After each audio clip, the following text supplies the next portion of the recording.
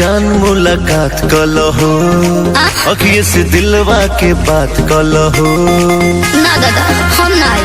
आ जाओ आवाई जान मुलाकात कलहो, अखिए से दिलवा के बात कलहो।